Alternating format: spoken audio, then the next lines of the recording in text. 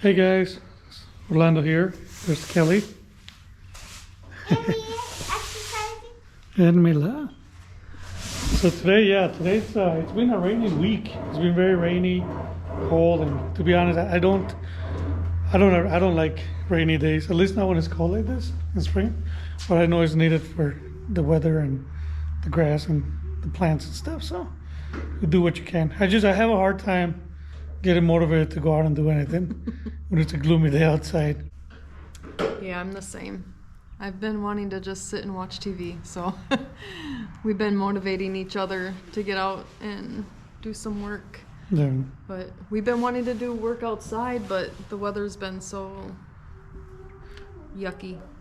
So we just picked up Mila from school. Here she is right now. And I'm holding a 5 weight. Yeah. All right. So yeah, some of the things with today we're in the shed.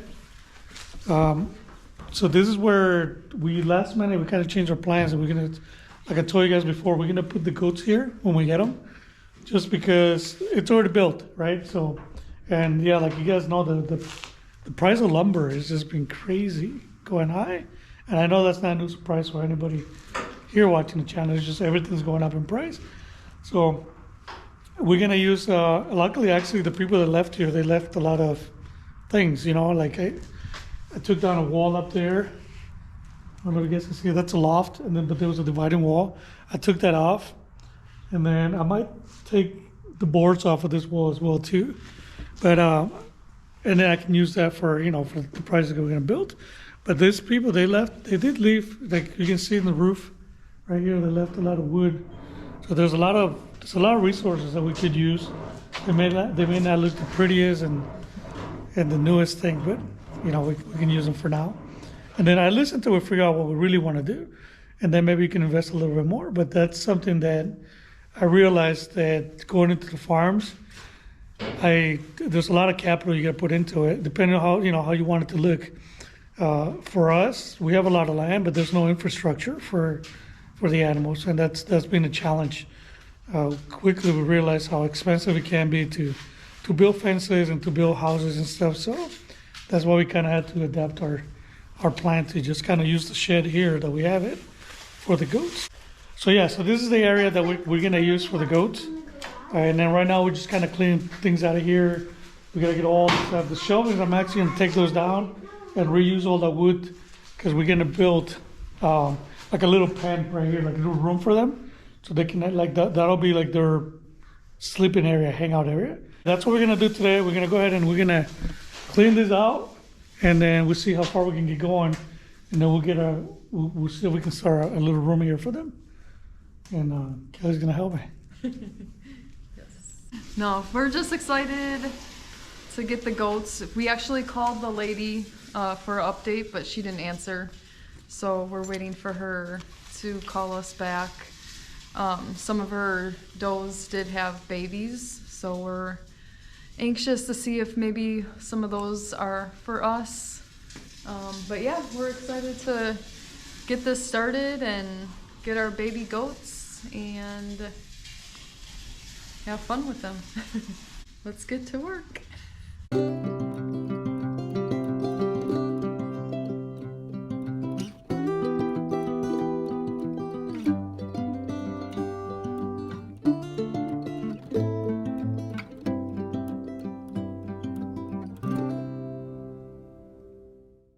We took down the shelving over there, and we took some stuff out of the shed.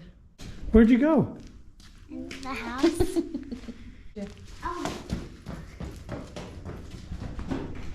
And she's gone. Okay, so now that we get that this shelf taken off, I'm gonna work on this one and take this one off as well, because there's a lot of wood in there that I can use for that pan for the goats. So I'm gonna get to taking that down, and then put you guys on the time lapse. See you in a minute.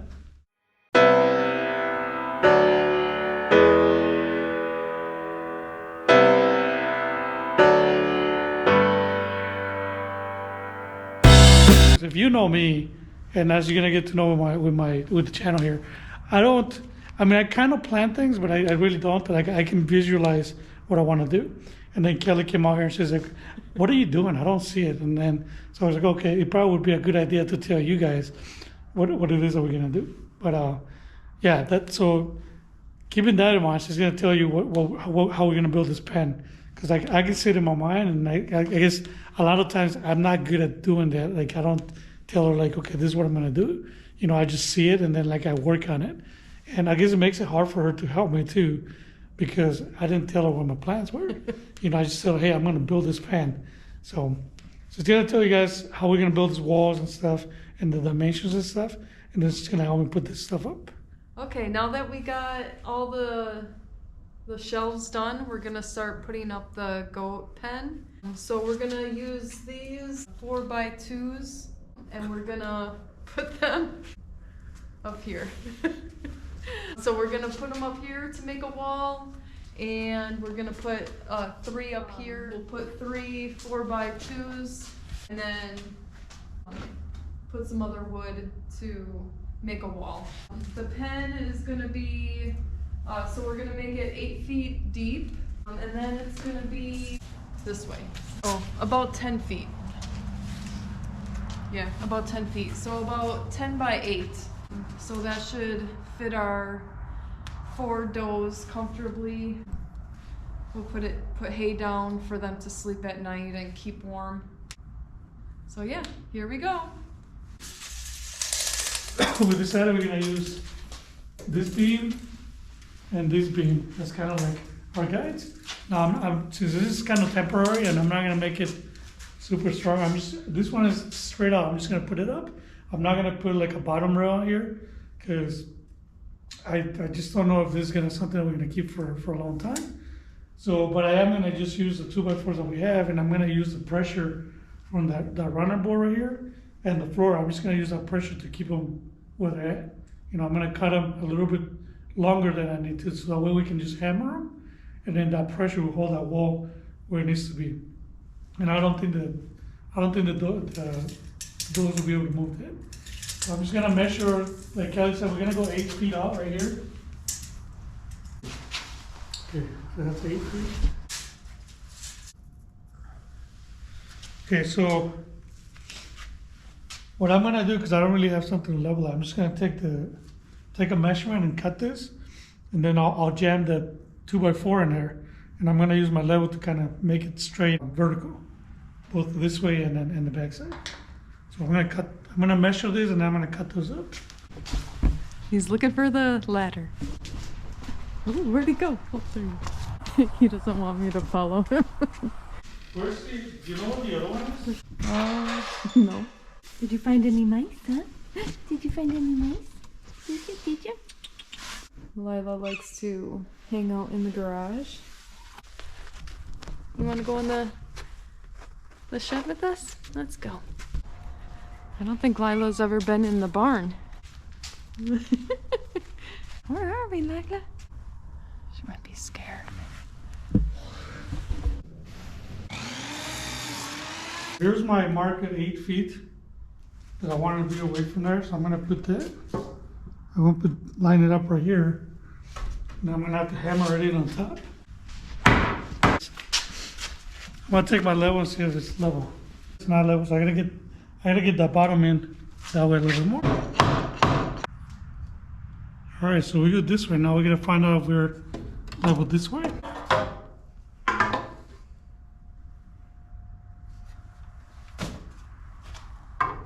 Okay, so this one's good and set on all sides.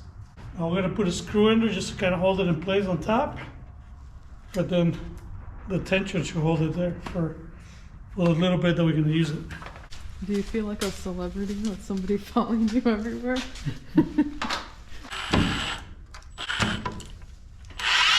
I'm gonna mark this just in case we ended up kicking it. We know exactly when it needs to go back so that it's nice and level. I'm gonna go do this one next. Now Orlando is picking up a 4x2. In construction, they call 2x4, not 4x2s. No. But technically, your statement is right. Just that the viewers that are watching don't know that if you tell me you're gonna use a 4x2, I don't know. I guess tell us in the comments. Does it throw you off when she says 4x2? Because I've always called this a 2x4. Like I said, she's not off. It is a 4x2, just not the way we say it. Those who's been in construction, whatever. Just let us know what you guys prefer. You want the width by the depth, or the depth by the width, I guess. Maybe Milwaukee Tools will sponsor me. If they see one of my videos and realize how dangerous this thing it is that I'm using. My saw, one time I came and I was working on this. I took the guard off to change the blade, and I lost pieces, so I don't know where the pieces are. So I don't have a guard for this anymore. So this is a very active, very dangerous miter saw. So if Milwaukee's watching, maybe you can sponsor me with that safety, better miter saw.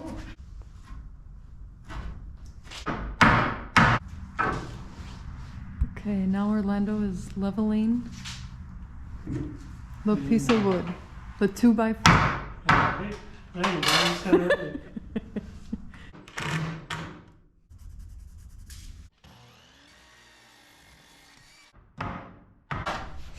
So this is like, so I want to show you guys, like, it doesn't always go perfect, and the plan, like the way I'm doing it, it's not like the way you would normally do like a frame. You would put something on the bottom, and then that way you can screw it on top and bottom, and then the bottom won't be screwed to the floor. Because this one is temporary, one of the things I was worried about, you know, because this support beam, I'm trying to use just the pressure to hold this one's up. So what happened is I cut this one, right, the one right here, and that one wasn't under pressure. Then I cut this one, and the reason I cut them a little bit longer is so they can pressure down against the floor. Well, this one's a little bit too high. So then it took the pressure off of this one, and you can see down there, it became loose, all right? So what I'm gonna do is I'm gonna go ahead, I'm gonna take this one off. I'm gonna cut off a little bit more, and then that way the pressure is evenly distributed between these two, and then both of them will be nice and tight.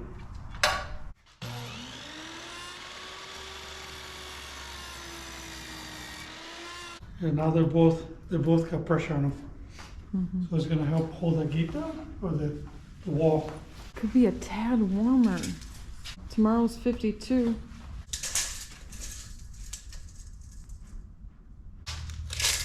Guess you could always like cut it a little bit longer than what you need when you're doing specifically this, because you can always cut more off of it. You can add the wood back once you cut it.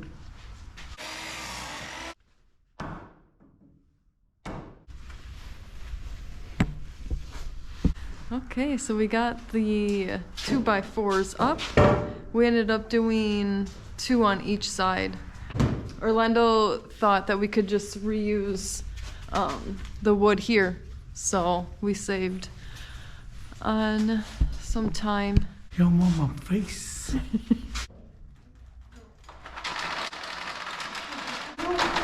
going? No, back, man. Oh. You were gonna kill me. Oh, you were gonna kill yourself.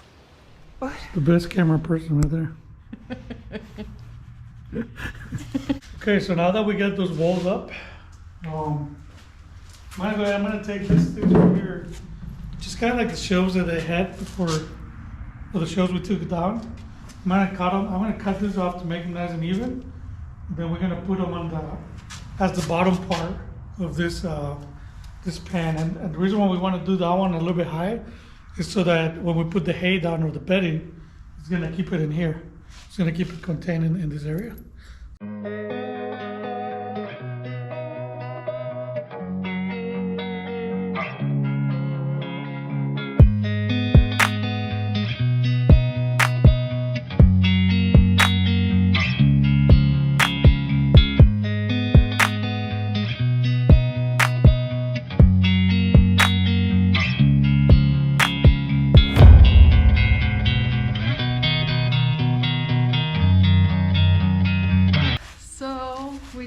Finished.